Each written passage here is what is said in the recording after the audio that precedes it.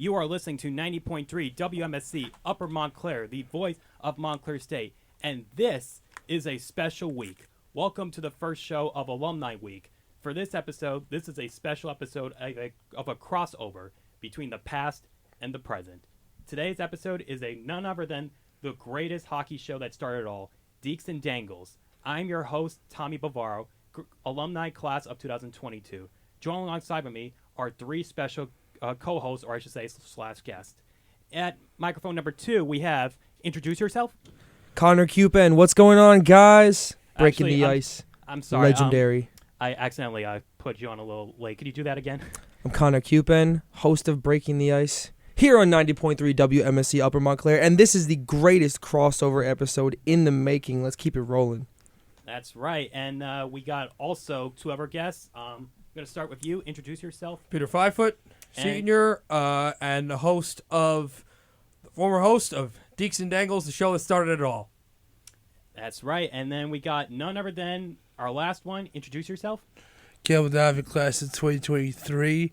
I'll be out here in a couple of weeks, and I'm a frequent guest, former co-host of Dekes Dangles, and a frequent guest on Breaking the Ice, and a member of our great intramural street hockey team. We won yesterday. We're going to the second round of the playoffs. Scored last night.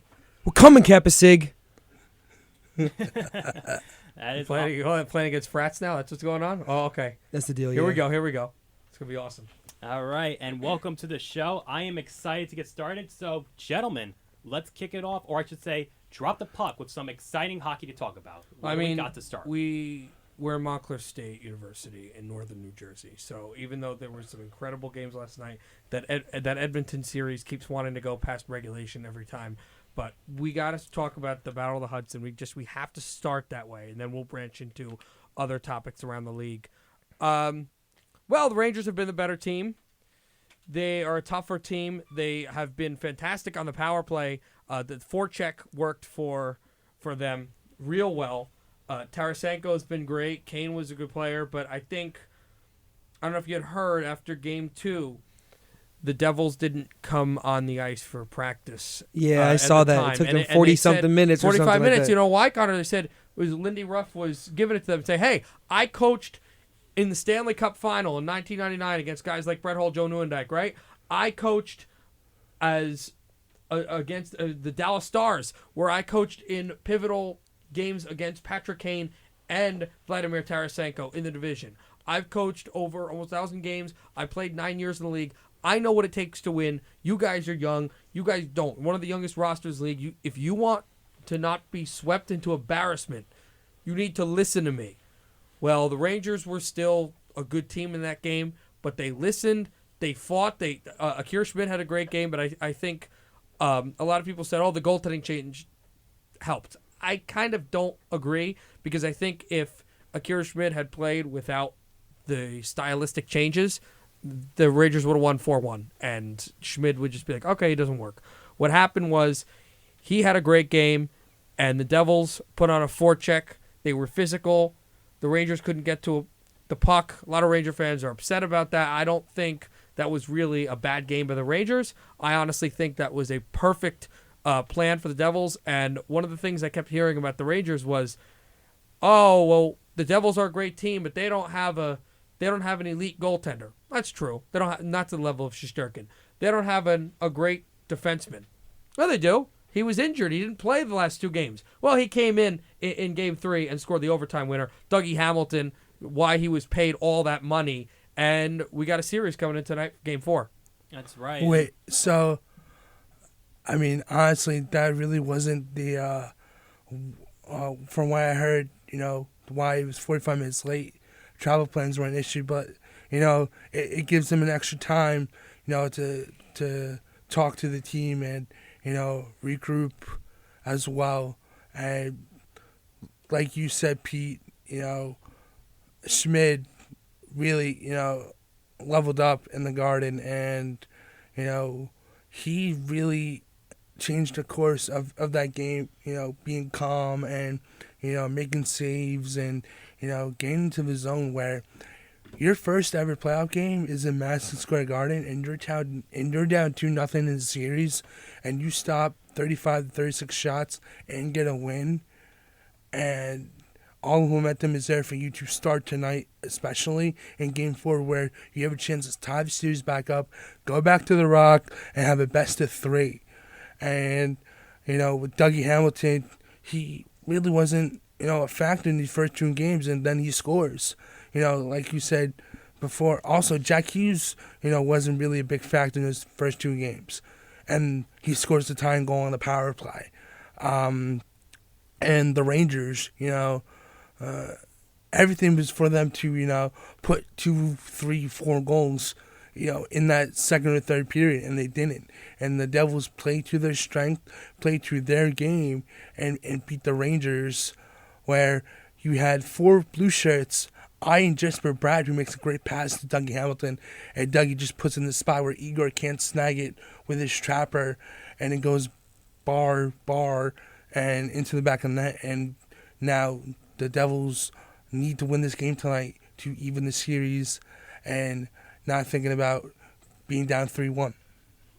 What did Jack Hughes and Dougie Hamilton shoot those pucks? Glove. They beat him high. There's a whole theory. It's kind of gone around with playoff goaltenders, where a lot of them have been good on the glove, but they don't always reach up that high if you can really hammer the puck. It kind of started the 2009 playoff series in the conference finals. UA was the goaltender for Chicago against the Red Wings, and they had myriads of games where they hit the post, they got stopped, but they were all shooting glove. And in Game 4, they ended up getting a bunch by him. And since that, and that's been over 10 years, almost 14 years now since that moment in 2009, and teams are doing that. You figure out a good goaltender, if you can get shots, you can rip them high. Again, I don't think the Devils had the puck enough, but if they can kind of come out in this game, that would really help them. And another kind of funny thing to look at is that Game 1, that was all Rangers, right? They came out and Devils were done after the first 5 minutes. The last pretty 2 much. games, the team that scored first has lost, which is an interesting statistic in both Game 2 and Game 3. So getting on the board has to help, but this is one of those series where the team that plays the most full playoff style hockey is the team that's won each and every game in the series. That is very true. And there's one thing I wanted to say about Game 3 of why the Rangers lost this game. It's simple. They did not score on the power play. Over 5 on the power play. If you can't score with more than 1 power play, no team can win a hockey game like that. But Chris Carter still scores, so that means something for Ranger fans. From a Devil perspective, what's a good thing to take away from the power play of the Rangers? Not only were they missing, but a bunch of pucks we couldn't score on the power play. Well, one of the reasons you couldn't score on the power play was Devils were blocking shots. And you got to block shots when you come into the playoffs. Teams that play the best in the playoffs are the teams that might not be the best on paper, that may have good regular seasons but maybe young, but they block shots. For example, another team that I'm familiar with, in 2020, the Vancouver Canucks had a very surprise year, went to the second round, went to Game 7 with Vegas, and they were one of the youngest teams in the postseason. Why did they get so far? How'd they beat the Blues? They were, by the start of the season, through the COVID when it came in, through the entire postseason, I think only Tampa eclipsed them when they got to the final. They were the highest blocked shot team. If you're young and you're youthful in your speed and you're forced into playing playoff style hockey, you're going to have to block shots. It's going to hurt. But as we saw in the Vegas series, how many stitches that guy get? 75. 75? Who's that? Was that Lowry? Forget which Jet that was. That guy. That was Game 3, was it? It was Game 2, I believe. Game 2. I'm gonna. He got 75 stitches and had to go back to the ice. It's crazy. But this series is pretty nutso. Yes, it was forward. Morgan Barron. Morgan Barron. Yeah, Barron's a big kid too.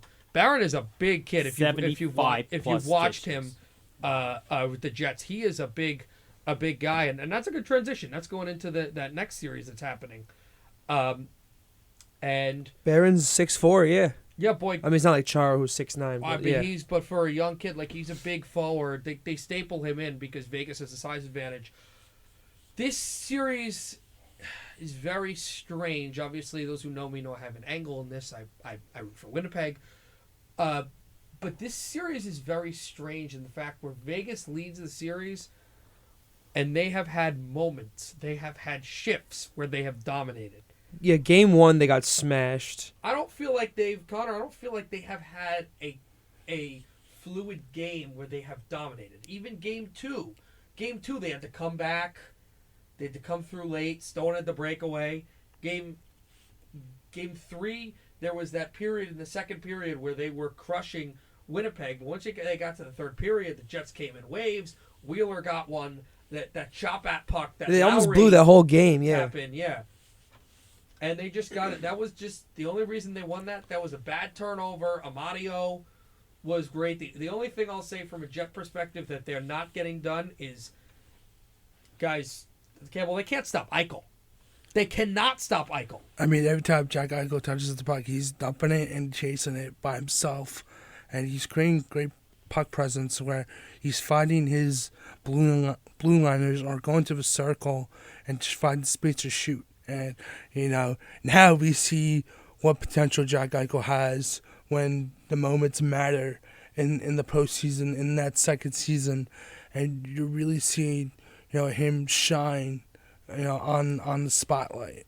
Yeah, the big takeaway is really in my thought is what happened after the game, about a few hours after the game was announced. At the game, I was at dinner, so I didn't really see it. But when I got home, you got the news that Morrissey was out. That was for tonight, and that is a gigantic. He's out blow. tonight? Yeah, he's out tonight. Oh, and he's boy. out for the rest of the series. Actually, Oh, it's okay. a gigantic blow Well, for the Jets. I It think is. Vegas was going to win this series regardless, but now without their best with Winnipeg not having their best defenseman on the ice, Winnipeg will. Vegas is going to take this series, but do we think? I don't know. I feel like I want Vegas to move on because now we're going to get either. I need LA versus Vegas. Oh, LA versus Vegas is cool, but I kind of want the other side of the coin. I don't know because I think want Jets Oilers would be pretty. the Johnny Quick revenge series would be really cool to see, or you get Eichel versus McDavid. Yeah, that is true. I would like to It's see really that. hard. Both are good. Both are cool. Just not the Jets. Just Nah. anything but the Jets. Anything but Winnipeg. Winnipeg. Jets Oilers. Come on, and I'll just speak to you, Tommy, because we have horses in the race. Yes, in of that course. series. Jets Oilers from 2021. That would, with the fact that there will be fans in the building in Winnipeg and Edmonton, to see that series again in a series that wouldn't go just 4. If the Jets somehow win this, which I agree, I don't think they're going to because of I believe they could have won the series with Morrissey, but I think without Morrissey it's a big blow. But I think you see if the Jets could finally, if they could get this series, and Edmonton could get that series, Jets Edmonton, Tommy, would be a fantastic. It would be. And from 2 years ago, it was during COVID. There was no fans in attendance, and it was a quick series. And Winnipeg just put them away in 4 straight games. And if we were get to see this one in round 2, I could see this one being close. But at the same time, I don't see it happening because with Vegas, I have Vegas winning this series in 5. But this can go either way. But I also took the same thing. Vegas in 5. I think it'll go to 6. But, Okay. but It could totally or go 6. farther, especially with how they played game 1. It could totally definitely go farther. But I'm not sure how much I believe in the Jets. yeah, They got to start quickly. They got to start quickly tonight. Tommy, I would just disagree on you. I don't believe that was a quick series. you don't think so? No, it was a sweep, but game felt 1 like was quick, close. It was a sweep, but game 1 was close. Game 2 was a goaltender battle, and if you remember, Stastny had the overtime goal. What we're talking about right now? The 2021 series between the Jets and the Oilers, And yeah, one thing I just and then game 3. 2021 Yeah, series between the Jets 2021. and the Oilers. that was round 2, I believe it was. 1. Yeah, round 1. yeah, That was yeah. round 1. Oh, And they round swept 1, them, I'm yeah. sorry. That was That's right. the reason that you're not remembering it as much was because most eyes were on the Leaf Habs series. Greatest thing ever, man. Right, that crazy series. Greatest thing ever. But then the game 3, the Oilers were the better team. They kept on getting leads. They kept on choking it away, and then. And I was gonna say that's the same thing that off the draw, right? I was gonna say that was the same thing that happened years ago against the Ducks. They were up I think it was 3-0, and then Anaheim just. Edmonton. Yeah, Edmonton Oilers against the Ducks from 2017. They just scored. The Ducks scored 4 unanswered. Then 4 years later, history basically repeated itself. Oilers started on top, and then the Jets just. But that was better. 4 straight. That was better with the series. Ducks because everybody remembers. Oh, they scored 3 goals down 3-0, and so did Edmonton the other night. Here's why it was better than any of that. It was done in 3 minutes. 3 goals in 3 minutes. Wow. In Game 5, where Gibson wasn't in the net for any of those goals. That was where it got crazier. Like Campbell smile. 3 goals down 4-1 with 10:30 in Game 7 against the Leafs. Game 7, Boston, Toronto, 2013. Sorry, Leafs fans, we won't let you live it down because that was an epic collapse. And that's where we have playoffs. That's why we love the Stanley Cup playoffs because all these kind of moments. Last year, the first round, you had 6 of the series go 7 games. It was great. Only one series wasn't competitive, and that was the Blues and the Wild, I believe. Nah, that one was even going 6, 7 games. Nashville, Colorado. Yes, yeah, that was a sweep. Although Game 2, Nashville played their hearts out. They had Ingram, who was like a third-string goalie, and they were battling the Avalanche. They did not have UC Saros. Yeah, that's true. Right. But after Game 2, they were done. They were debilitated. They were done. The Florida-Washington series was actually that was too. They were down 2-1 and they won the last 3 games to go. And they were down 2-1 and they won Game 4 in overtime. That was when Carter took over the series. That was when Verhaeghe was. Carter Verhaeghe, bro. He had amazing. 41 goals this year. Yeah. Speaking Speaking of the Panthers, we can try to switch to the Panthers. Do you see what Matthew Tkachuk? I love seeing him on a daily basis. No, I mean, He was trying to fight Olmark. I was gonna say that he was trying to fight the Olmark. Linus last night. I was like, he, what? listen, the Kachuk bros, both of them were top 5 in the league in penalty minutes. pettiness. Both of them are Sir, top 5 in the sir, league in penalty minutes, sir. so they play by their own rules. I'm going to interrupt you because goodbye. You're going to be golfing by Wednesday. no, No, you don't believe, do you? I'm sorry. You don't believe in the Sorry, Panthers. Panthers, but the Bruins are just. Now this they're series is just going a better 6 at team. least. I mean, you're going to be golfing by Wednesday, and Man, it's stop it. gonna be fun to see. Look, Alex Lyon is going to save the day. Well, I'm telling you, I won't be surprised if there's an opening face-off brawl Here's if my Kachuk is out on the ice in the Garden. here's my issue, Connor. Yeah, Barkov's not getting the puck enough. that's fair. Sasha needs to be getting more looks, and they're not doing enough. I honestly think not the best player in the series because that would definitely be a Bruin, either Pasternak or Hall. But the best Panther in the series, I've really been a guy who was really mad when they made the Calgary trade. Not so much with Huberdeau because I liked him, but I've always been iffy on him. But with getting rid of Uyghur. But Brandon Montour. And I'm liking how Montour Yes, playing. sir. He's been They fantastic. needed a defenseman to start in the power play, and he was Bro, really this good, guy scored dropped 2 goals, 73 2. points this year. Came out of nowhere offensively. Sir, how about your boy Sam Bennett?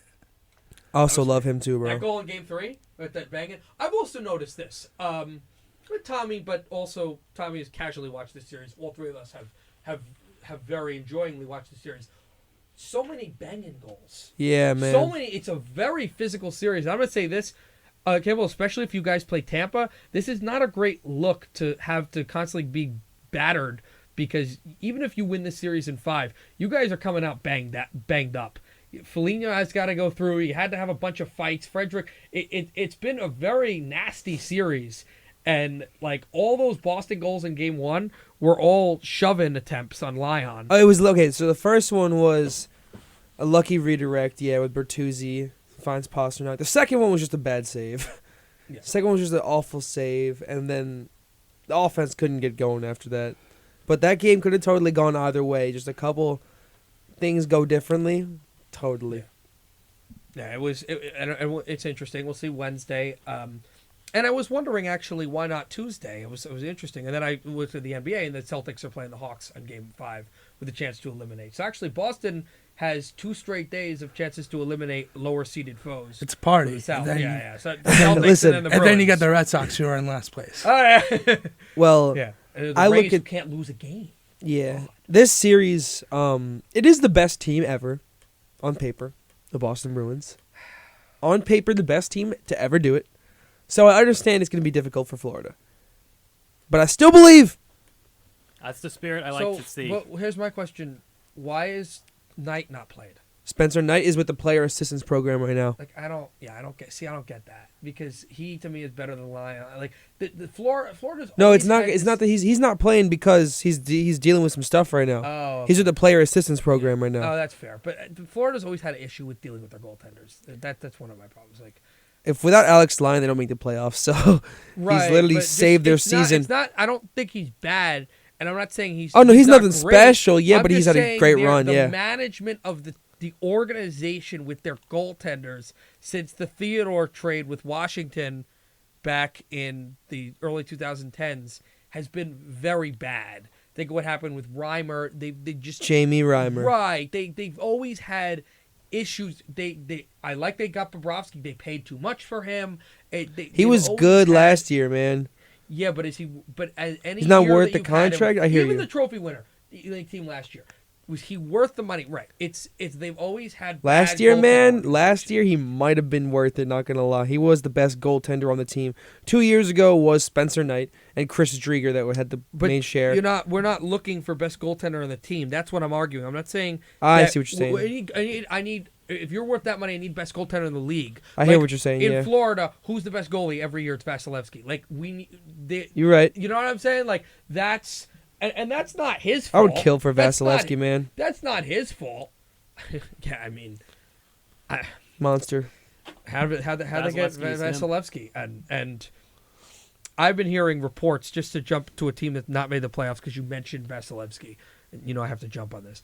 I'm hearing reports that something's going on, Tommy. Not negative, but something's going on with Yzerman. Like he's trying to stock draft picks with the whole Hronek trade, and he's apparently there's something going underneath. They got movement going. I don't know what's going to happen. They made all that signings. Like I thought they were going to make the playoffs. It's a little weird. You know what? The Red Wings season this season they did make an attempt to make the playoffs, but unfortunately for them, it wasn't enough. My But issue is they spent so much money. They spent all that money on David Perron to be a worse team than Ottawa. I was very questioned about that, but I trust the Yzerman of what his plans. I trust him. I'm just saying there's something going behind the scenes, and probably once we get to the draft, we're going to see something. I think he's saving up all his He's what I call definitely going to let him, as I would say, as the good old say this, let him cook. I mean, Meaning, we'll like, see. let him We'll prepare. see. We'll see. I don't know. We'll But see how he does. I want to switch. Well, to, one more thing I want to say. Yeah, okay. Even the Panthers do get eliminated tonight. It was a good run for them. It's not 'cause- tonight. or It's tomorrow. Wednesday. I'm sorry. Wednesday. They just played. It's Wednesday, Yeah, but not tomorrow.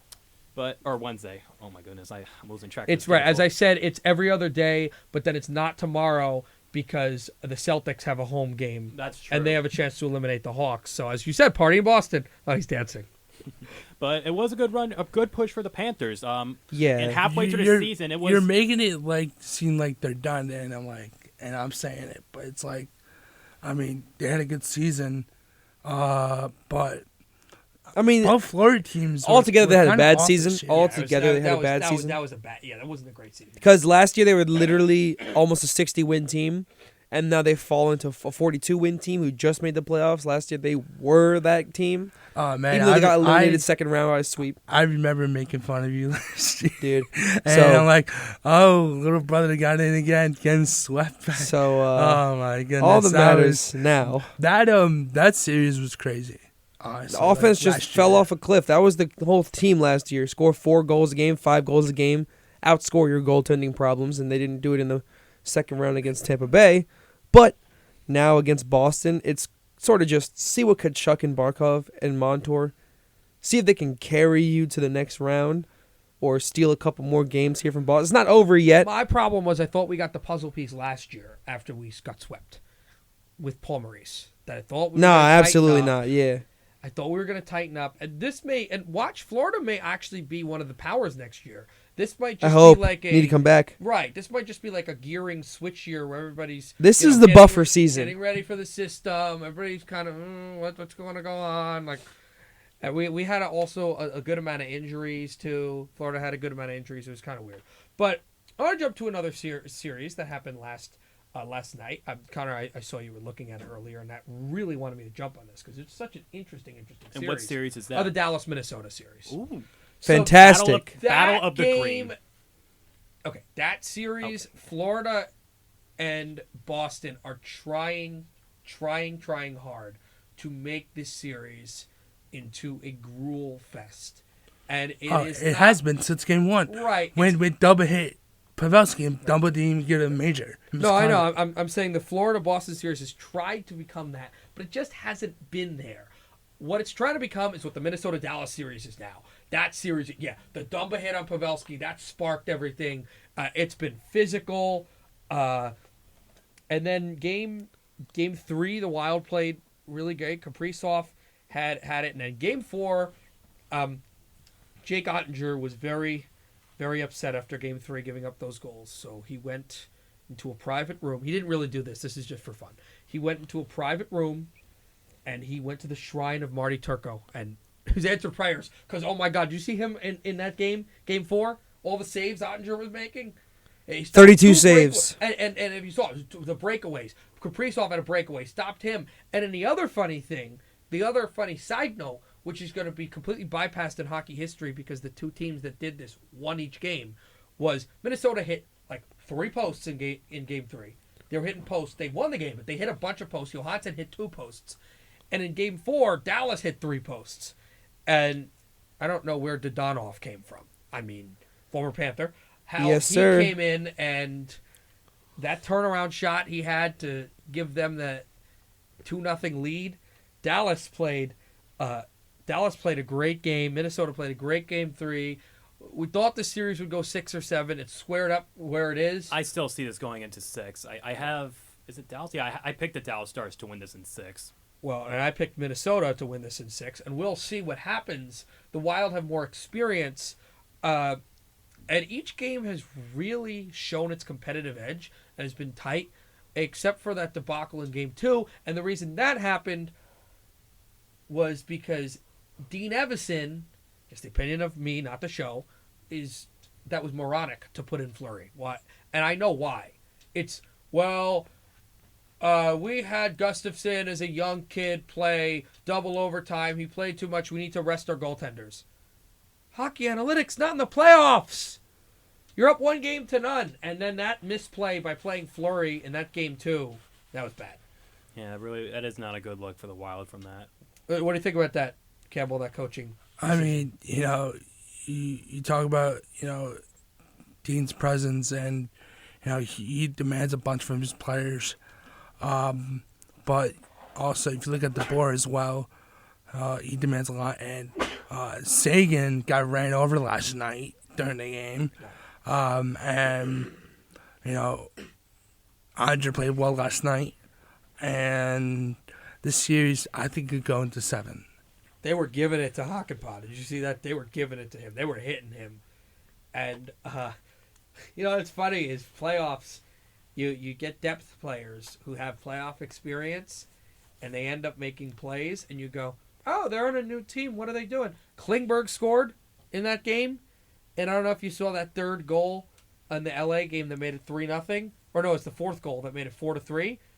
Did you see who got an assist on the Dano tap-in? Alex Edler.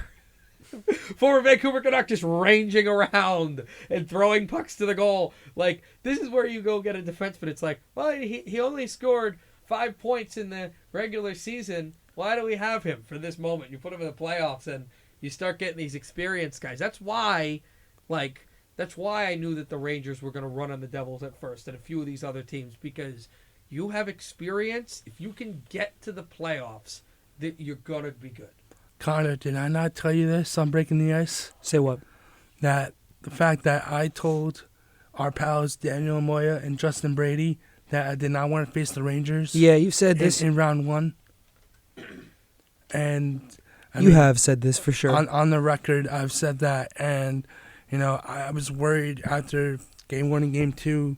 And I've been contemplating saying, oh, we're going to get swept. It's over. The series is over. Then Dougie scores, 2 nights ago.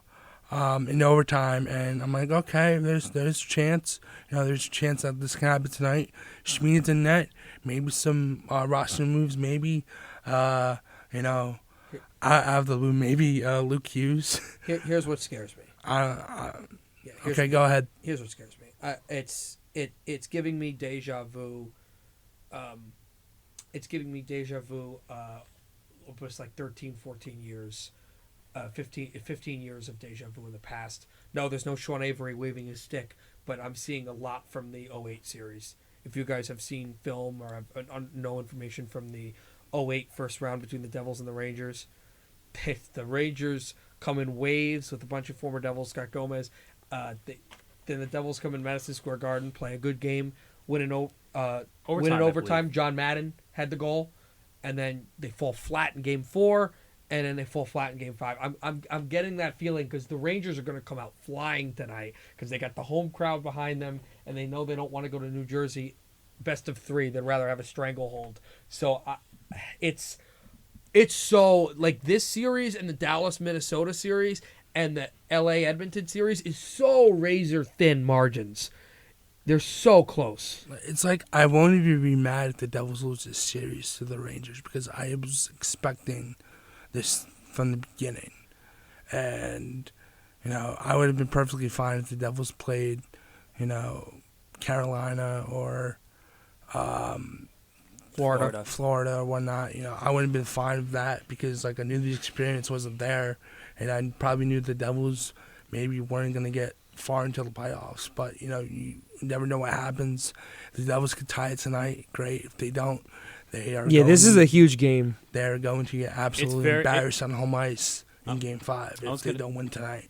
Sorry, I was going to say tonight is absolutely a critical game for the Devils as they look to tie the series. So this can go either way, but it is at the Garden tonight, and the Garden is going to be rocking just like it did the last few days with not just the Rangers but the Knicks as well. They were crazy last night. They or last afternoon. That Knick game, oh my God, it was, Bing bong. Amazing. Bing. Oh, yeah, We got the sound effect right there. Oh, You have it? No, play it. I got to look for it. Hold I on. forget. It doesn't matter. It's there. It doesn't matter. Don't We'll come back to Speaking of New York sports, we were talking about limping, like the Predators were limping last year in the postseason, right? Well, it's interesting. The Devils have pushed, but the team that actually didn't surprise me. I knew was going to limp into the postseason, and I knew was going to go flat. Was one of the other New York teams you haven't talked about, the Islanders. Oh my goodness, like they just can't deal with Carolina. Not good. They did smash them in Game 3, but other than that, yeah, it's been pretty They smashed them in Game 3, but they needed the last 3 minutes to do it. Like that game I was hear going to what go you're to overtime. They have not been able to go through it. And for Tommy, it must feel sweet that Carolina beat the Islanders in Game 2 in overtime from a former Ranger. Jesper Fast, like that. That was a crazy. I did see that game. A non-high stick call was made. I mean, obviously there was no high stick call there, but I mean, it just felt like Carolina took control, even without Mr. Svechnikov, who's out for the season. It just felt weird, that series because it's kind of that veteran presence of both teams, but I think Carolina is are energized as well. And don't get me wrong, their jerseys at home, nostalgia. I mean, 25 seasons of being in Carolina, those old jerseys. I might have to, I don't know, but why not? Even though we have talked about Fanatics, being the New Jersey dealers, in the coming seasons. But I think that Carolina team, if they don't win, or at least make it to the Cup final, Brendan Moore's gone. I think they're going to clean house. And the Devils are probably losing the series, so they know that they're probably going to play the Rangers.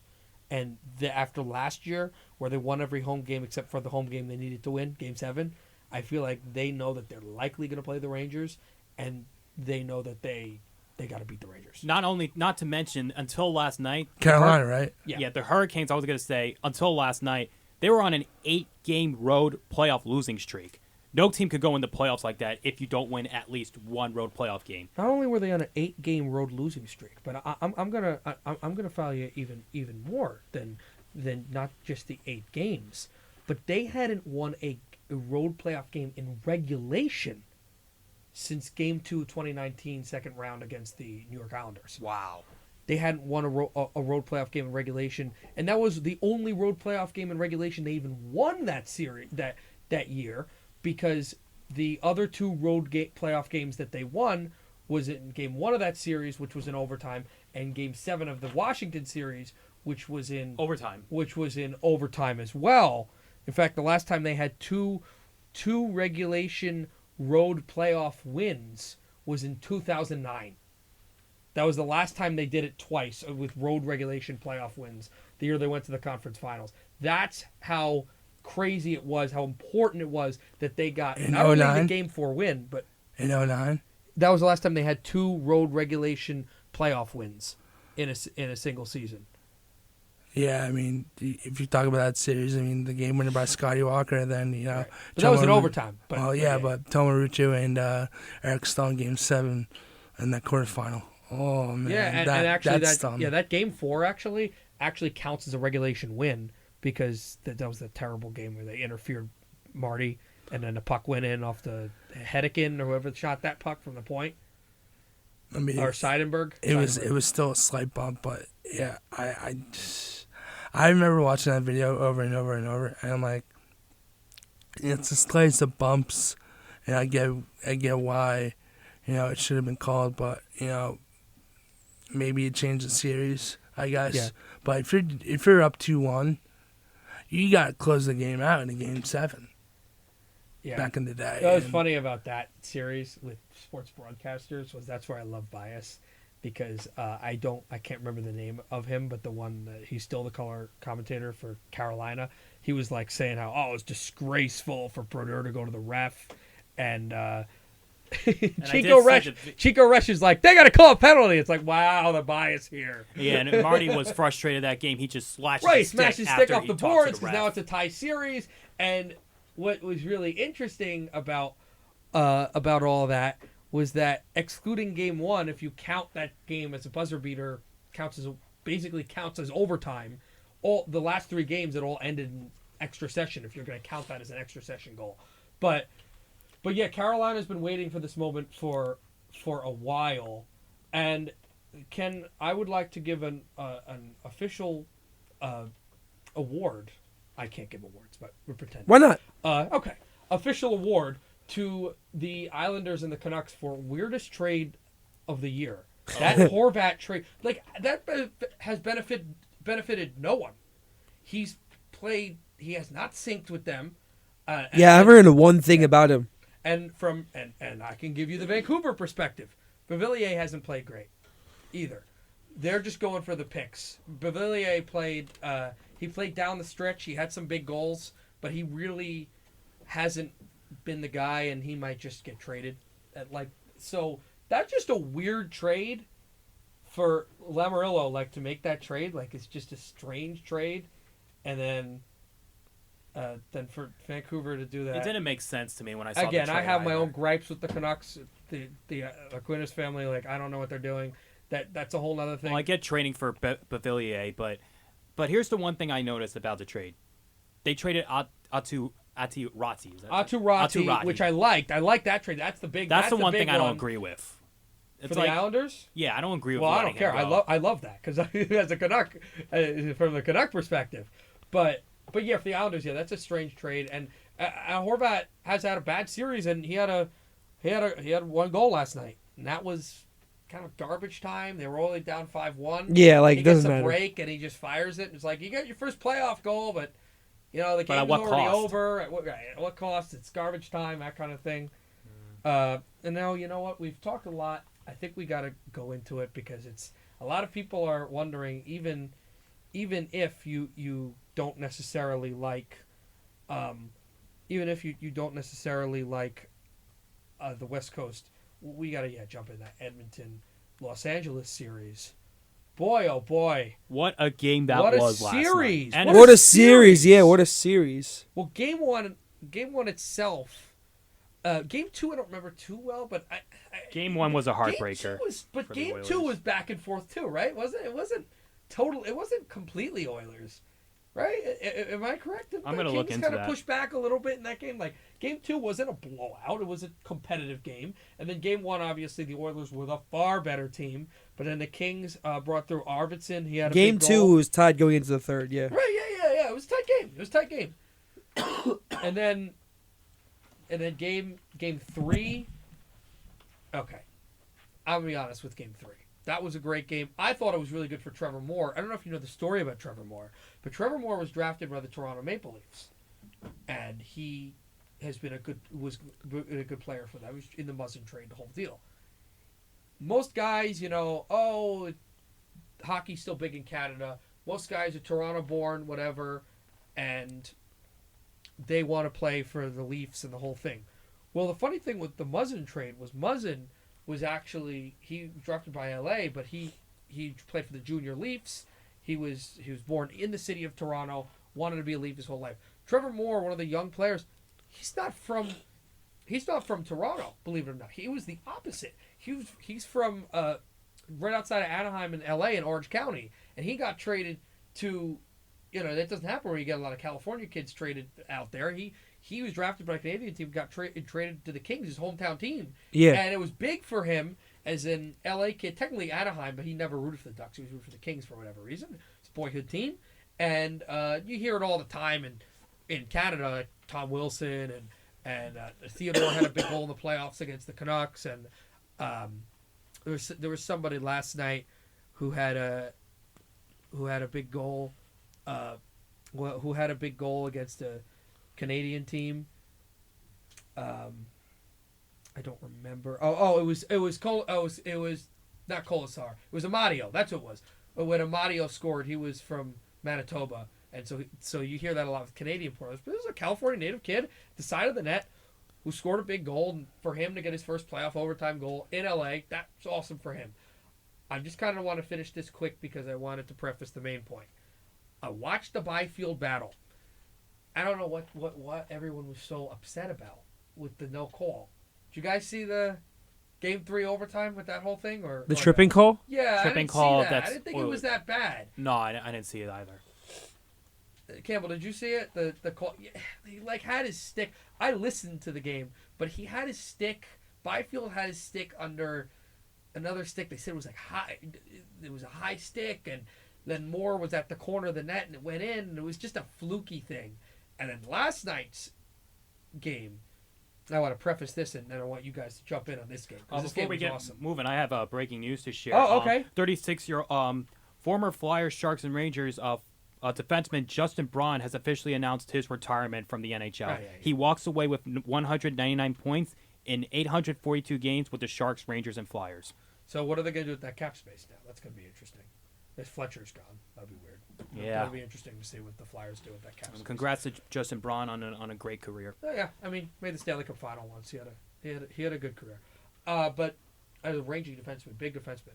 But and I want to throw this to all you guys in a second. But that game was crazy. It's gonna again be lost in the wherewithals of history, except for a bunch of compilation goal videos.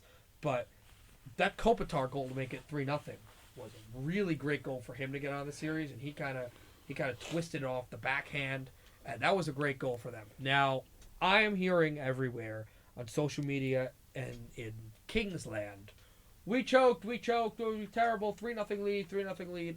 I was going to join the bandwagon until I started to really observe what I had seen. They did not choke.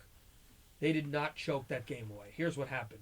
Nurse, I think Nick Nurse, or not Nick Nurse, that's basketball. Nick Nurse. I don't know who's the coach of the Oilers. You're the Oiler guy. I don't pay attention. Jay Woodcroft. Jay Woodcroft. He looks like Nick Nurse. Okay. No, he The Toronto does. He Raptors does not coach. look like Yes, Nick he does. Nurse. We're not going to have this battle. No. Anyway. Not even remotely close. Oh. You think you're right, but you're not. Okay. I'm with you on that But, one. But go on. anyway, yes, Jay Woodcroft. I apologize. I do not follow the Oilers. But he made a fantastic move. And what he did was he put in Campbell ahead of the rookie. And if you noticed, the Kings had some fantastic scoring chances. They had some really nice opportunities, but they kind of were stoned by Campbell, and they never really got real rebounds. They just kind of laid on the icing line. It kind of was what it was. Where before they were having chance after chance after chance, they were getting leaky rebounds. It seemed like Campbell kind of took the game over, and that kind of freed up his offense. They needed that goaltending change. I think it's bad news for LA because now Campbell's definitely going to start tomorrow for a huge Game 5. So I want to know your guys' thoughts on how you think that game went, that Hyman overtime goal, the whole thing. I think Jack Campbell might have even saved their season. For sure, man. I mean, Skinner had given up 3 goals with 11 shots faced. So that's pretty bad. So you got to make a change. And Campbell was phenomenal with Toronto last year. So this year, you plug him in. Skinner was really the first goaltender on this team. But if Campbell's able to come in and do that, and give up no goals in the second period, especially when, they only faced 8 shots. So the Oilers' defense did their job, but the Kings got off 17 shots in the third period. And they only ended up with 1 goal, which was Matt Roy's backhander. So Evander Kane able to tie the game, as long as he got the offensive support, played phenomenal. He can totally save this Oilers series. There's no reason they should be trailing. As my man Tanner Price said the other day, Edmonton should have no excuse. They should be smashing this Kings team. But here they are in a tied series because this Kings team is not going to back down. Some of these guys are Stanley Cup champions on this team back in 2014. I'm going to tell you this. I watched Game 1, and I really thought the Oilers were going to run them over. And then they had this letdown, and they let the Kings come back in Game 1. And who scores the tying goal? Andrei Kopitar. And so, now the Oilers came back and won that, and then, it's been back and forth, but you look at the Oilers. Oh, you think, McDavid. Oh, Leon Draisaitl. Yeah, Draisaitl had 2 goals in like a minute or 3 minutes. And you have these other guys, Evan Bouchard. Bouchard, he has a shot, man. He's had a good series. He's had a good series. And it's weird because then you have these other guys where, I love seeing the Oilers in the playoffs because they're so fast. But, again, they still have these letdowns where, they give up leads and, they can't come back from them. And you're going to have to rely on your superstar to, go up on a rush and beat every guy. And he gets the puck on his backhand and the forehand, and he just misses or he scores. Like, there were times where, Philip Deneau played great defense on McDavid in Game 1, and McDavid at least could have had 2 goals in that Game 1, where if he just, put it, upstairs when he wanted to, but he couldn't because, he had a sea of white jerseys on him conveying for the puck. And, you look at it as like this. Is Connor McDavid going to win a cup in Edmonton? My answer, no. I don't think he is. I believe that I feel his need of McDavid, if, when his contract runs out or he's at the end of his contract, he might have to leave to go to another team and try to win a cup. Yeah, there's so much pressure on him, to win it in Edmonton, especially with, the comparisons that Gretzky has made to him as well. But, that's my take on that. Yeah, and here's my thing. I have a controversial take, but I've been hearing this a lot, and it's kind of annoying me. This whole thought pattern of Kings are suddenly up 2-1. They're this little team that could. They're young and they've got the Oilers on the ropes. But that's fine last year. This is different. They had a 7-game series on their belt. They have finished their rebuild. They are building through their prospects. They have depth. They have one of the best prospect pools in the league. They have a lot of great assets, young and old. This has to stop. This is, in my opinion, is one of the 4 teams in the West, because there are 4 teams in the West that I don't believe can get to the final. That's Seattle. Mm-hmm. That's Colorado. No, Colorado is probably the front runner to get to the Cup. No. Dallas. Honestly, I don't believe in Dallas. I think they've had some runs, but I don't believe in what they've been able to do. Minnesota. I would say Dallas. No, Minnesota's a great team. No, I would say yet. Seattle. I would say Seattle. Dallas, and then also who's that? Winnipeg and Vegas. I don't believe in Vegas. I think they don't have the depth. They don't have the strength to get through, and Winnipeg definitely doesn't either. But LA is a team that can get there, man. They have a lot of forces. They can grind through 4 lines. Everybody's been talking about their team. Oh, they have such and such. They have this guy. They have this guy. Well, they have a great team. Do you know who hasn't played a game? Who? Kevin Fiala. He hasn't played a hurt. game. I mean, he's hurt, and they're doing this without him, and he's a goal scorer. Like they have Korpisalo's a great goalie who knows playoff hockey. He's been real good. Philip Deneau, there's a guy that went to the Cup final, not with the Kings, but went to the Cup final, so he's got some experience. Kopitar, but off of non-Kings, Edler has had some experience, and he's been put on the blue line. He's from that 2011 team, and then you have, what was the other? Victor Arvidsson, who scored big goals, and he was a force, probably one of the greatest ever undrafted players in NHL history. Victor Arvidsson, former Nashville Predator, and they have a force. They're a force. Like if they play Vegas, as you said, in my opinion, LA has the edge. Like they are a force to get to the final. This is not a Oiler team that's going to break the world against the little engine that could King team. I mean, the Kings haven't played the best in all these games, but neither have the Oilers. No. These are evenly matched teams.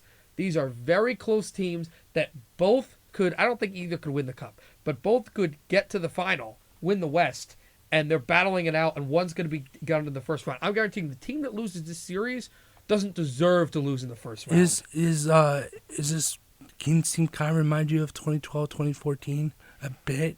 They're a little bit youthful. They remind me more of, even though that team only I was won gonna- one series, even though that team didn't win a series, they remind me more of like the 2010 to 2011 King team.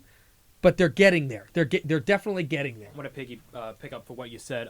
Going into Game 1 of this series, so far I feel like this Kings team is giving me a little bit of 2014 Cup final vibes, like when they were down a lot and then they came back and won those games in overtime. And not to mention, 3 of the last 4 games of this series has gone to overtime. And you guys said, it's been back and forth. I've watched on and off a bit, but I did see the Game 1 heartbreaker. They could have been up 3-1 for if they held that onto that lead, you know. Honestly, I'm looking at the way it is. This series cannot go less than 7. It can't. It can't. No it's way. Too even. It is unless a fluke happens in Game 6, because we know it's going to Game 6, and unless a fluke happens in Game 6 or somebody scores really late, this series has to go 7 like it did last year. And it's also because both teams have youth and experience, and the Oilers are getting better on their prospect pool, so they'll be able to maintain. Even if McDavid leaves, they still seem to be one of the more dominant teams in the Pacific. This is going to be a rivalry, a big rivalry. In fact, the Kings and the Oilers were the first real original West rivals, even before Calgary, because they were the Atlanta Flames and the Atlanta Flames. Right, and the Canucks were a good team back then, but they were more clashing with Chicago.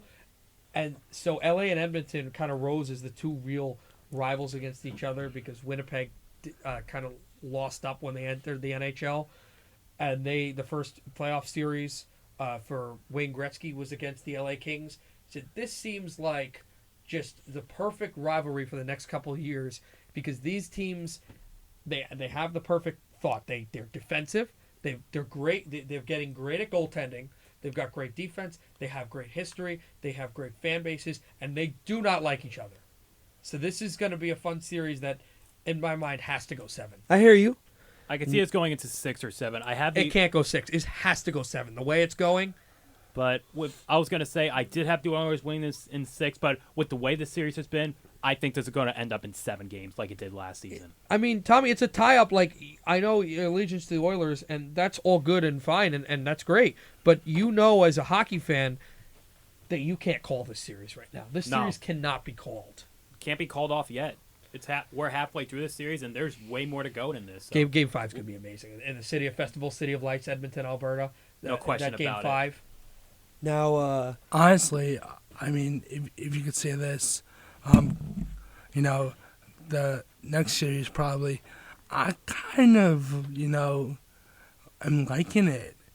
Seattle and Colorado. It's kind of even a bit if you think about it. It's a little even.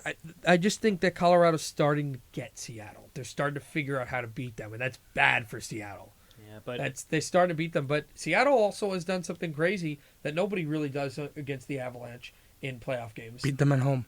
Not only beat them at home, score first. They've scored first in every single game. Hey, it's okay, a positive. Yeah. okay, Kraken.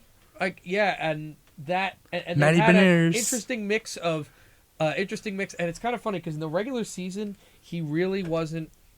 In the regular season he really wasn't as good, but again we talk about playoff players. You seen Jaden Schwartz? He's had a good series against the team he's extremely familiar with, from being a former Blue. That first goal in Seattle was awesome. That one, Justin Schultz, Stanley Cup champion. We talk about young teams having Stanley Cup champions. There's one. He rips a wrister through, and Jaden Schwartz is out in front of Yergiev. I find it interesting. No, that sounds stupid, but interesting from a not a negative or positive perspective, but just an even perspective at the fact how Yergiev's playing for Colorado, how familiar the Avalanche are, because who's the starting goalie for Philip Grubauer? Almost everyone, not Lehkonen, I don't think, but almost everybody on that roster probably has some fun stories about Grubauer. Like they're all former teammates, except for like Lehkonen and Manson, and there's like one other player that probably didn't play with him. I would say it's probably Manson, Lehkonen, and Byram are probably the only guys who don't really know Grubauer. Everybody else knows Grubauer. McKinnon walked in twice and scored on him, and you think he's done that in practice like a ton of times when he was in Colorado. I just want to just in news from Florida Panthers. Matthew Tkachuk has been fined $5,000 for his cross check on Boston Garnet Hathaway. Oh, I wanted to. God, I wanted Hathaway to was say down. that. Yeah, I wanted to say that. You guys, where's he get? They're all like that. Where do they get it from? I know where they get it from. Their father. Keith Tkachuk, man. You ever watch Keith Tkachuk highlights of the playoffs? And that's a fun thing about Matthew, is that Keith Tkachuk was another guy who would bounce around the league, but for some reason he kind of would always fall in a team that would make the playoffs. He was on Atlanta for 2 years, and one of the years he was on Atlanta, they actually had a good team. The 07 season where they got swept by the Rangers. He was in St. Louis for a while. He was in Phoenix. He had always played against all these teams, and he was the physical grinder. He's going to score goals. Winnipeg. He was in some great series. And you want to know another family twist with it? Matthew Tkachuk playing against the 65-win Boston Bruins. Yeah. His father, and the Florida Panthers are kind of the 8 seed. His father, as an 8 seed with the Jets, played against the 61-win 96 Red Wings when he was in Winnipeg. So there's one more series we haven't talked about yet. Yeah. And it's very Lightning, quick. Leafs. That's an exciting Kyle series. Dubas giving it to Lightning fans is like is so petty, Yeah. and I'm like, that might bite him if Tampa just really I think history's goes going on to repeat their itself. ways. But I think he needed to do that. For Toronto's a couple been of up reasons. 2-1 in the Little- series. Little piece of humble pie maybe for the GM. No, but I think he needs to do that. And I'll tell you why he needs to do that. Because he knows no matter how they lose this first round, he's gone if they lose the first round. Oh yeah, And they He might do it knows again. They need to win this series. Sheldon Keefe He and him are knows that. gone if they And his lose. basic thing is, hey, if we choke away this series, let me. But I give it to the fans. Like, come on, like, I gotta win.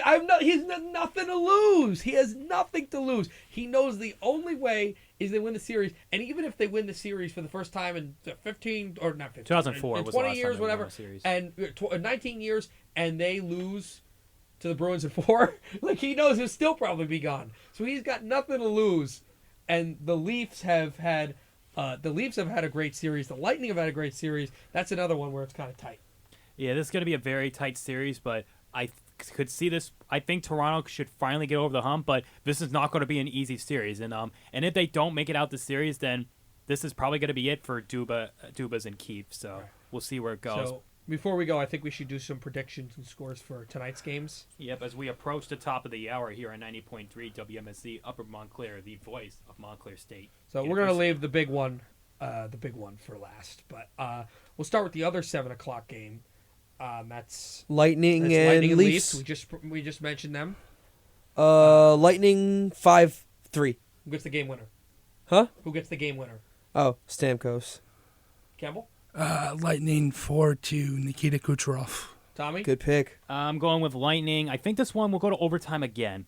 5-4 Stamkos in This overtime. goes to double overtime. 5-4. Marner gets the game winner. I'm going to go with the Leafs. I'm going to go with the Leafs because I think they got some of that swagger back now. They could still lose the series because a 3-1 stranglehold, Yeah. they've had it before. The 2-1 stranglehold even harder. Right. But yeah, so we'll go to the Vegas series, and The Jets. and because I have a dog in the race, a horse in the race, I will go to that one first. I have to say it, but Vegas will win this 3-1. Keegan Colasar gets the game winner. I'm going with Vegas 4-4 Jack Eichel. 4-4. I'm sorry, 4-2. Four? Correction. Oh my god! 4-2. I don't know why I said that. It's like Sorry. Dekes Dangles is back. But who gets the game winner? You said? I said Jack Eichel, Jack 4-2. Give me Chandler Stevenson and Vegas 2-1. Never doubt 3-1 Mark Stone. Vegas. We're all saying Vegas, even it's our team. Okay, we'll start with Tommy. Seattle and Colorado. As much as I love the Kraken, I have to go with the Avalanche, unfortunately. Score will be 4-1. Game winner, I'm going to go with... He's looking through the roster, guys. Just give me 1 second, guys. I'm going quick. All right, Cale Makar. There we go. Cale Makar. Campbell? 5-1 Avs thumping. Game winner, Mikko Rantanen. I was going to go with Mikko Rantanen. You stole my pick, and yeah, also we're going to go with like 4-1. 4-1 Avalanche. We're gonna do altitude TV here. Nathan McKinnon. It's the game winner. Those of you who've watched Avs games will get that. Okay, final, the big one. Battle of the Hudson. Devils, Rangers. The New Jersey Devils will win 4-3. Thanks to Nico Hischier. I'm feeling Devils 3-2 as well with Jesper Bratt in overtime. 5-3 Devils. Give me fuel, give me fire, Timo Meyer.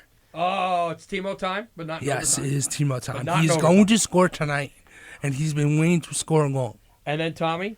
It's going to be a close one. I think it's going to go 5-4. I'm going with New York. Panarin for the game winner. Okay, Well, that's it. That'll do Well, it for us for this compilation episode to start off the alumni, and we may do another one next year. We'll see. But again, the first iteration of the Throne Passing, because Dekes Dangles is a fantastic show. We did a lot of hockey, but I'm graduating, Campbell's graduating, Tommy graduated, and we felt like we needed to pass the torch. And Hey. Connor, you're doing a fantastic job. You're doing a fantastic job keeping hockey Thank radio you, my here in man. Montclair State. We love it, and we want to see it continue to the next pair of students too. So thank you, everybody. Thank you for, on behalf of myself, Peter Fifoot. I'm just going to say a couple of things. First of all, thank you everyone. Thank you, Peter, Connor, and Campbell for making this happen. Without you guys, this episode would not have been possible. And I just want to say thank you for everybody who tuning in to this special episode of the Alumni Week. So we got more alumni shows coming on this week. For more hockey, for hockey fans, it will be Breaking the Ice. Will be back on Wednesday at 3-4, Connor? Yes, sir. 3-4, and can't wait for more of that. And I also want to give special thanks to our station manager Ben Petrick and general manager Annabelle Poland.